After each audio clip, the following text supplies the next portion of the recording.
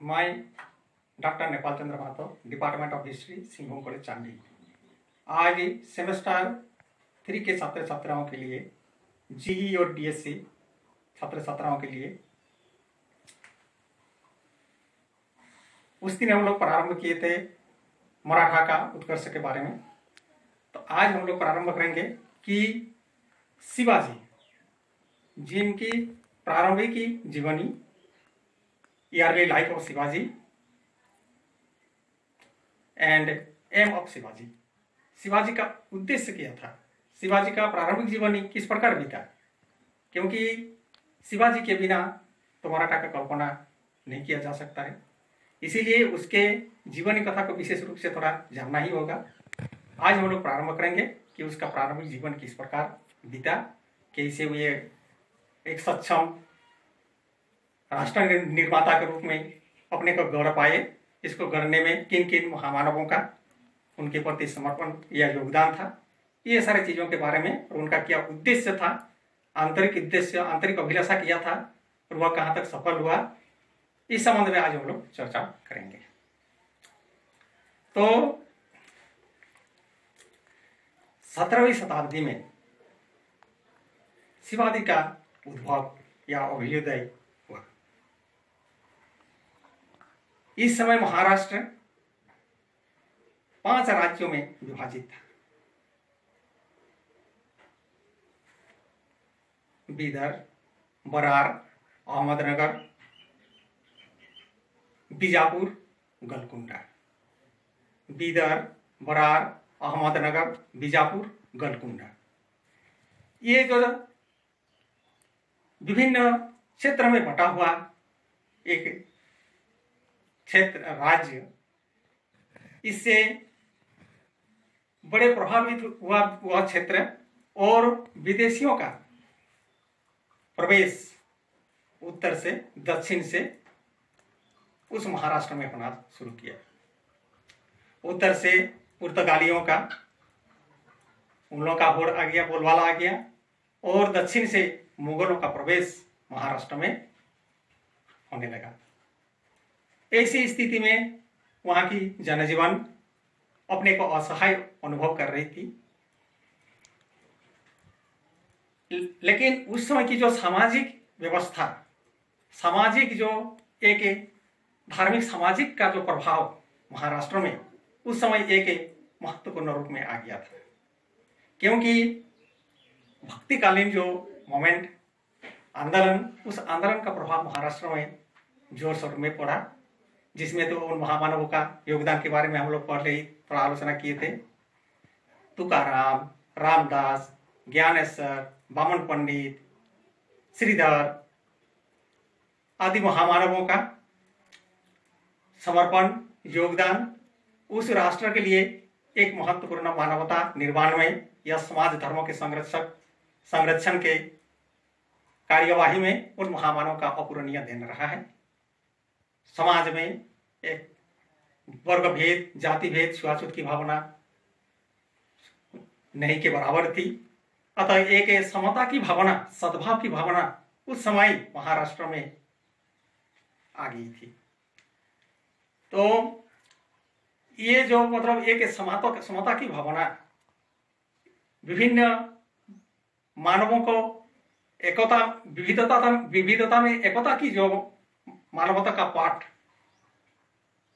सीखने को या देखने के लिए शिवाजी को मिला, उससे वे बड़े प्रभावित हुए और प्रभावित होकर सभी मानवों को भी प्रभावित किए और एक झंडा के नीचे महाराष्ट्र को संगठित करने में उनका कदम आगे बढ़ा।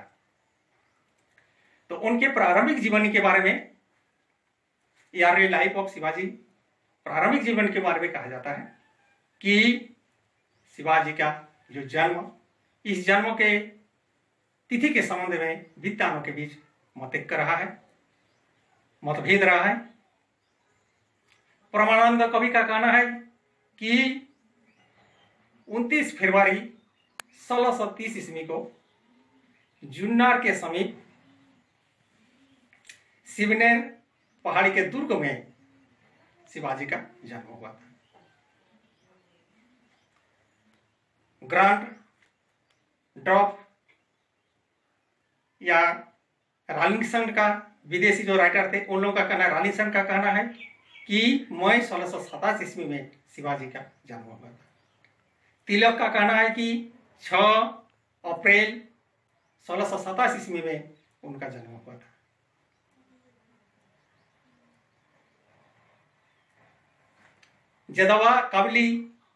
जदवसी काबली के अनुसार उनका जन्म 29 फरवरी 1930 माना जाता है। तो उनका जन्म के पश्चात उनके पिता साहब भोसले एक जागीरदार के रूप में अपना जीवन को प्रारंभ किए। वे सुल्तान निजाम के जागीरदार के रूप में अपना जीवन प्रारंभ किए और जागीरदार के रूप में उनके वहां नौकरी किए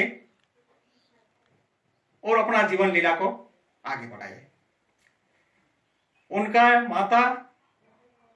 उनके पिता तो भोसले थे, उनका माता साहब भोसले, उनके पिता शिवाजी का पिता, उनके माता का नाम थी जीजाबाई। तो सिसोदिया वंश के, क्षत्रिय वंश के थे उनके पिताजी और जादव वंश के थे उनके माता। इसी प्रकार 2 कुलीन वर्गों के मिश्रण से शिवाजी का जन्म माना जाता है और वे ऐसे मानव के रूप में अपना जीवन प्रारंभ किए कि एक अद्भुत अस्त व्यस्तता, एक अद्भुत जीवन यात्रा प्रारंभ किए कि कहा जाता है कि निजाम के जागीर के रूप में तो उनका पिता काम किए, नौकरी किए। उसके बाद कुछ दिन हुए तो मुगलों में भी आ गए थे, मुगल के साथ भी वे सामंत के रूप में काम किए। फिर मुगल से छूट के फिर वे निजाम के पास आ गए और निजाम के अंदर में वे अपना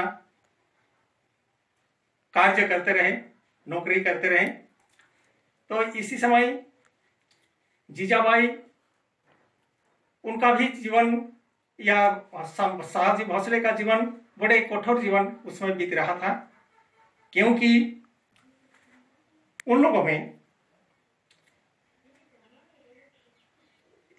आदिल शाह के, निजाम शाह के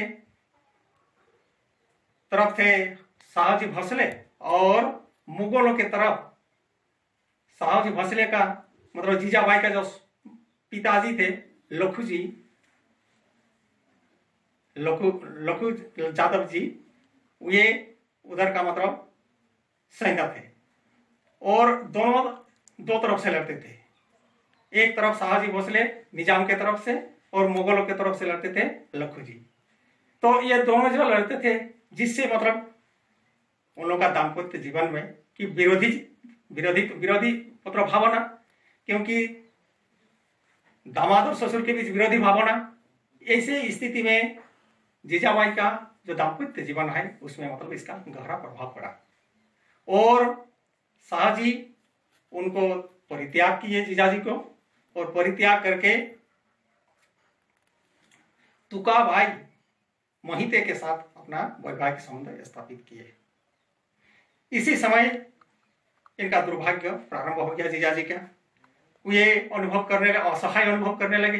अपना संकट, अपना दाम्पत्य जीवन समाप्त हो जाने के बाद ये तो संकट आना स्वाभाविक है, तो ये अपना संकटपूर्ण जीवन व्यतीत करते रहे।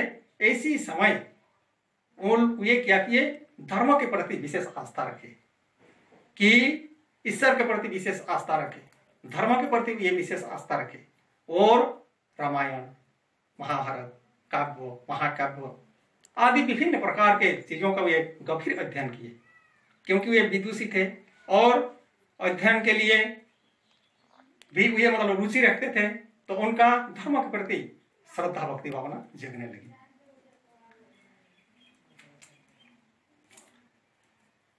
तो शाहजी भोसले के जब मतलब ये 8 वर्ष के थे, तो उसी समय मतलब उन लोगों का द्वंद्व प्रतिद्वंद जो हो गया लघु जी के साथ, तो परित्याग किए। उस समय 1634 और 35 ईस्वी में मुगल के कारावास में उनके मां जीजाबाई को भी डाल दिया गया था। तो उस समय वो क्या किए थे कि अपना जो छोटा शिवाजी है, उस शिवाजी के संरक्षण के लिए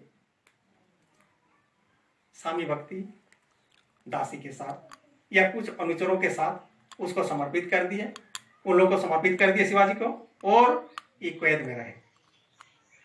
1636 ईस्वी में वो ये कैद से बाहर आए।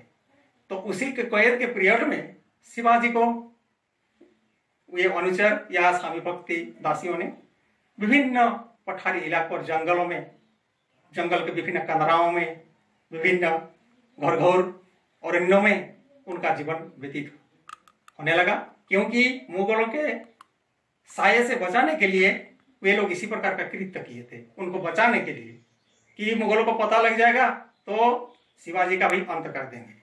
अतः ऐसी स्थिति में ये लोग बड़े सुरक्षा संरक्षिका के रूप में, संरक्षणकर्ता के रूप में ये लोग विभिन्न वन जंगलों में शिवाजी को साथ में लेकर घूमे, जिससे शिवाजी को उस समय विभिन्न वन जंगलों कंदराओं के बारे में ये परिचित थे। प्रकृति के संबंध में, भौगोलिक दशा दिशाओं के संबंध में, उस क्षेत्र के विविध स्थितियों के बारे में उनको पूर्ण ज्ञान हो गया।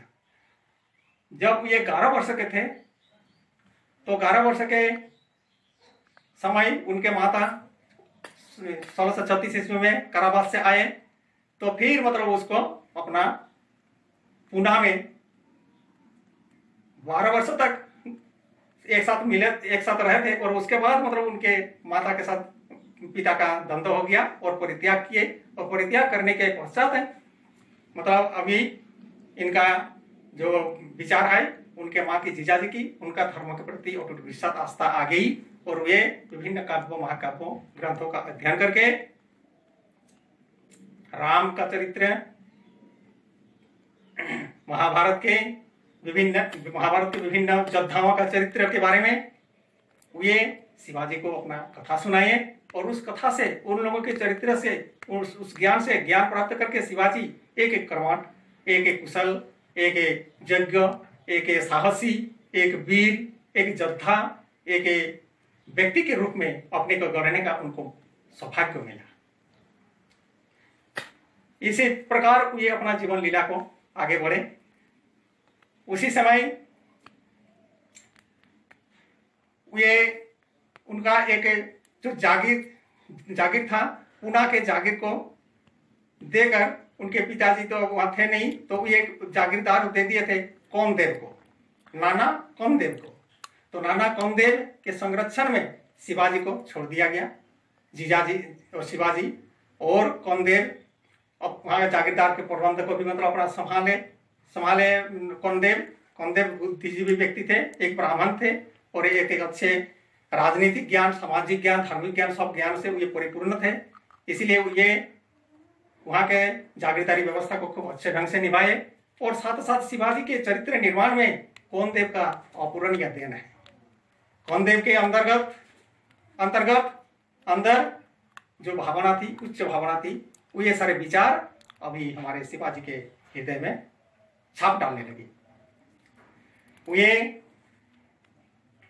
शिवाजी को सामाजिक, धार्मिक, उसके बाद है विशेष करके राजनीतिक गुरु के रूप में नाना कामदेव उनका राजनीतिक गुरु बने शिवाजी का। और राजनीतिक गुरु बनने के बाद उनको विभिन्न प्रकार के राजनीतिक शिक्षाएं दी। वो ये तो इधर उधर जंगल झाड़ियों में, अरण्य में घूमते फिरते हुए तो धुम्मक्कर बन गए थे। तो ऐसे धुम्मक्कर जीवन को ये एक संयमी नियम, एक मानवता के रूप में जीवन जीने की जो कला है, कौशल है, ये सारे चीजों का कामदेव उनको शिक्षा दिए। एक संयमित जीवन व्यतीत करने का उनको शिक्षा दिए। धुम्मक्कर जीवन को त्याग करने के लिए ये कहे, और उनके राजनीतिक गुरु के रूप में उनको विभिन्न प्रकार की शिक्षा दीक्षा देने के बाद राजनीतिक शिक्षा, युद्ध कला, अस्त्र शस्त्र चलाना, युद्ध कौशल को जानना, एक सेनापति या एक सेना का जो अपना कर्तव्य है कैसे निभाना है, महाराष्ट्र में किस प्रकार जो भौगोलिक दशा है उसके आलोक में किस प्रकार सेना यहाँ के लिए आवश्यक होगी, इस संबंध में उनको सारे ज्ञान विद्या दी। उनके संपर्क में रहकर शिवाजी एक अनूठा व्यक्ति बने, एक महान व्यक्ति के रूप में अपने जीवन को गढ़े। वे एक महान सेनापतित्व की भावना, एक सैनिक शक्ति की भावना वे अपना हृदय में अनुभव करने लगे कि मेरे भीतर अभी तो नाना कोमदेव साहब का सब कुछ गुण मेरे भीतर आ गया है। मैं एक अच्छा राष्ट्र निर्माता बनूंगा, मैं समाज निर्माता बनूंगा, मैं एक प्रशासक बनूंगा, मैं एक कुशल शासक के रूप में अपने को अवश्य निभाऊंगा और अपने को क्षमतावान बनने की जो उनके हृदय में जागृति हुई वह भावना वास्तव में हमारे कोमदेव का अपूरणीय देन रहा है, उनका योगदान रहा है, जिनके परिणाम स्वरूप वे एक महान शासक के रूप में अपने को अनुभव करने लगे। अभी कोमदेव जब कहीं भी मतलब वे तो वहाँ का ब्राह्मण थे, वहाँ का प्रतिष्ठित व्यक्ति थे, उस क्षेत्र का जागीरदार का, इसीलिए कोई भी गांव में या समाज में किसी प्रकार का कोई बैठक होता, कोई किसी का मतलब कोई फरियाद आता, किसी का कोई समाधान होता, गांव का पंचायत होता, तो शिवाजी को भी वो अपने साथ ले जाते थे और वहां जाकर वहां पर विचार विमर्श होता था, जिससे शिवाजी को बहुत सारे ज्ञान मिलता था। कोमदेव के माध्यम से कहा जाता है कि जदुनाथ सरकार का कहना है कि जब कोमदेव मृत्यु के समय उनका आ गया तो ये मृत्यु के पूर्व शिवाजी को अपने समक्ष बुलाए और कहे कि तुम्हारे भीतर मैं गो ब्राह्मणों की रक्षा, धर्म की, समाज की रक्षा, असामाजिक तत्वों से राष्ट्र को बचाना या एक ही महाराष्ट्र की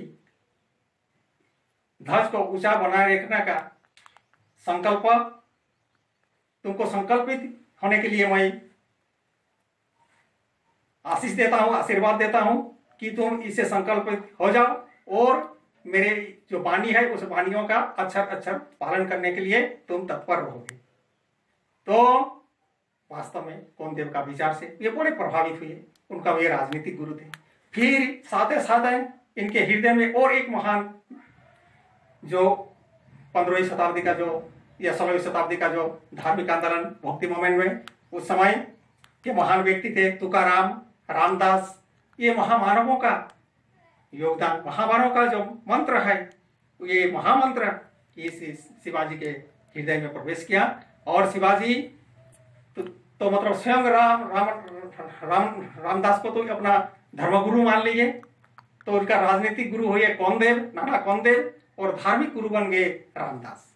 अभी रामदास के ज्ञान, तुकाराम के ज्ञान से प्रभावित होकर शिवाजी एक ऐसे इंसान के रूप में अपने को अनुभव किए कि एक उच्च मानवता, एक धर्म भीरु, एक धर्म के प्रति आस्था प्रेम रखने वाला मानव के रूप में अपने को करने का उनको मौका मिला। इसी प्रकार उनका जीवन लीला एक महत्वपूर्ण लीला है और उनके जीवन में एक अस्त व्यस्तता से लेकर वे जीवन भर अपना अस्त व्यस्तता में ही जीवन व्यतीत किए, लेकिन उनके प्रत्येक जीवन के दौर में उनको विभिन्न प्रकार की सहयोग भी मिली है। वैसे पुण्यात्माओं का, महात्माओं का योगदान, महामानवों का समर्पण इनके प्रति था, आशीर्वाद था, जिनके चलते वे भारत में एक साम्राज्य निर्माता के रूप में, हिंदू धर्म के साम्राज्य निर्माता के रूप में उनको हमारे जदुनाथ सरकार ने स्वीकार हैं कि वे उनका महानता के बारे में कहें कि वे केवल एक निर्माता ही नहीं बल्कि वे मध्यकालीन भारत के एक संरचनाकार के रूप में थे। Not only the maker of the nation, but also the greatest constructive genius of medieval India. not only the maker of the nation, not only the maker of the nation, but also the greatest constructive genius of medieval India, Jadunath सरकार स्पष्ट रूप से उनका प्रशंसा करते हुए कहे। अतः ये जो एक वीर सपूत महाराष्ट्र के लिए आविर्भाव हुए, उद्भव हुए, इनका उत्कर्ष हुआ, तो ये अपने विचारों को, महामानवों के विचारों से प्रभावित होकर माँ का गुण तो उनके हृदय में भरा पूरा था, क्योंकि जीजाबाई की जो एक एक अक्षर, कर्णदेव का एक एक अक्षर, और उनके जो धर्मगुरु थे रामदास, तुकाराम, इन लोगों का विचार उनके हृदय में कूट कूट कर भरा हुआ था, जिसके चलते वे एक महामानव के रूप में अपने को सक्षम करने में उनका प्रयास सफल हुआ, और एक राष्ट्र निर्माता के रूप में अपना उद्देश्य रखे। क्या उद्देश्य? पहला उद्देश्य उनका था कि पूना को एक राष्ट्र, एक स्वतंत्र करना, पूना को स्वतंत्र करना, क्योंकि पूना का जागीरदार उसके हाथ में था। तो पूना में जागीरदारी व्यवस्था जो थी वहां की, तो ये अपना जीवन को तो चला रहे थे कौनदेव के साथ, लेकिन कौनदेव का जो मृत्यु हो गया तो उनके हाथ में आ गया। तो ये वह क्या किए कि अपना संगठन को मजबूत बनाने का ये प्रयत्न किए कि पूना को मैं एक स्वतंत्र रूप में देखना चाहता हूँ। उनका उद्देश्य ये है, एम, उनका उद्देश्य, तो कि वहाँ के जो बीजापुर का जो मतलब सुल्तान थे, बीजापुर के सुल्तान अयोग्य थे। अतः अयोग्य थे तो ये अनुभव किए कि इनका जो मतलब उनको कर देना, टैक्स भेजना बंद कर दिए, कर भेजना बंद कर दिए, जिसके चलते क्या हो गया कि मतलब उनका बीजापुर का जो सुल्तान है वे अपना कमजोर महसूस अनुभव किए और उसको भी अपना क्षेत्र में कर लिए। साथ ही साथ वहां का जो छोटा छोटा संगठन था ये सारी चीजों को भी ये मतलब अपना एक करके एक विशाल जागीर का अधिकारी बन गए। फिर आगे दूसरा नंबर पॉइंट में क्या कि धर्म, गो और ब्राह्मण रक्षा, धर्म, गो, ब्राह्मण रक्षा, क्योंकि कौंदुक थे उनको यही उपदेश दिए थे कि समाज को सबसे बड़ा समर्पण तुम्हारे लिए होगा कि ब्राह्मणों का रक्षा करना, गौ का रक्षा करना, ब्राह्मणों का रक्षा करना, जन जन का जीवन को एकता के सूत्र में बांधना। विदेशी जो आक्रामक थे मुगल लोग, वे लोग बड़े खूंखार थे, अत्याचारी थे, लूटपाट खसोट अत्याचार करना उन लोगों का काम था। अतः बहमनी किंगडम, विजयनगर किंगडम, ये जो इसका भी मतलब स्थिति गंभीर हो गई थी। तो ये देखे कि ऐसे स्थिति में क्या करना होगा कि हमें मतलब एक संगठन बनाकर ये पूरा क्षेत्र को अपने अधीन में करने का ताक में थे, और इसीलिए वो क्या किए कि मतलब सर्वप्रथम धर्म युद्ध को चलाए कि मानवों को एकता में जोड़ने का जो विदेशी का नियम, जैसे कि इस्लाम लोग आए थे, किया जिहाद लेकर आए थे। तो जिहाद लेकर आए तो जिहाद बहुत महत्वपूर्ण चीज होता है, मानवों को जगाने का एक राजनीतिक तरीका है, धर्म का आड़ में राजनीति को प्रोत्साहित करने का एक बहुत बड़ा वो सब कौशल है, कला है। तो ये भी मतलब उसी नीति को अपनाए, हिंदुत्व को बनाए रखने के लिए, हिंदुत्व को हिंदू देश, हिंदू राष्ट्र के रूप में उसको बनाए रखने के लिए मुसलमानों का, मुगलों का जो मतलब नीति थी, उसके अत्याचार, खसोट, लूट खसोट अत्याचारों से ये परिचित थे। क्योंकि नाना साहब को फांसी में चढ़ाना, अपने पिता को कैद भेजना, अपने माँ को कैद में डालना, ये सारी चीजों से वे परिचित थे। और वह समझे कि जब तक ये लोगों को ये निजाम शाही व्यवस्था और ये मुगल व्यवस्था, ये दोनों को जब तक मतलब महाराष्ट्र से नहीं भगाएंगे तब तक मेरा एक राष्ट्र, एक स्वराज की कल्पना कदापि पूर्ण नहीं होगी। अतः ऐसी ये मतलब एक उच्च आशा लेकर अपना विचार को आगे बढ़े और अनुभव किए कि एक जो विदेशी जात है, विदेशी आक्रामक है, वे लोगों के साथ एक हम लोग एकता, समता, भ्रातृत्व, प्रेम की भावना को जगाकर धर्म की भावना को रखते हुए उन लोगों के प्रति हम लोग प्रहार करेंगे, अपना धर्म युद्ध करेंगे। अपना धर्म युद्ध करके जनमानस को एक छत्र में, एक पताका के नीचे, एक पताका के नीचे संगठित बनाकर उन लोगों के प्रति हम लोग आघात करेंगे और उन लोगों को बाहर जाने के लिए मजबूर करेंगे। उन लोगों को समाप्त करने में हम लोग का महत्वपूर्ण अस्त्र होगा कि एकता का हम लोग बनाए रखें। और ये तो एक कर्मठ व्यक्ति थे, एक कुशल प्रशासक थे, एक कुशल मानव थे, इसीलिए ये अपना ऐसे विचार को रखें कि हिंदू राष्ट्र के रूप में महाराष्ट्र को देखेंगे, एक राज्य के रूप में देखेंगे। और इसके लिए हमें धर्मयुद्ध का मतलब नारा लगाना होगा, उसका संकनाद करना होगा धर्मयुद्ध बोल के, जिससे कि क्या होगा कि सभी जन धर्म की अपना रक्षा, मान मर्यादा की रक्षा, मानवता की रक्षा, उसके साथ मेरा राष्ट्र की रक्षा, देश की रक्षा, ये भावना उसमें जोड़ा गया था। अतः ये विदेशी नीतियों को भी अपना जीवन में अपनाए, राजनीतिक दृष्टिकोण से अपने भीतर लाए।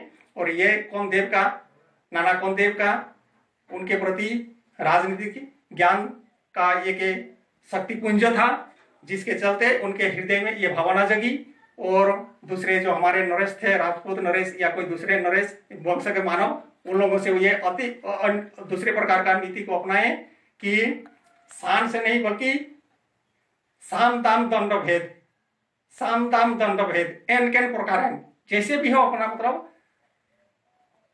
मतलब सफल हासिल करना, सफलता पाना, यही उनका मकसद था। इसीलिए वो कहते गए, जैसे विदेशी राइटर सब कहते हैं, वो लड़ाकू था, डकैत था, विभिन्न प्रकार का उनको मतलब भत्सना भी किए।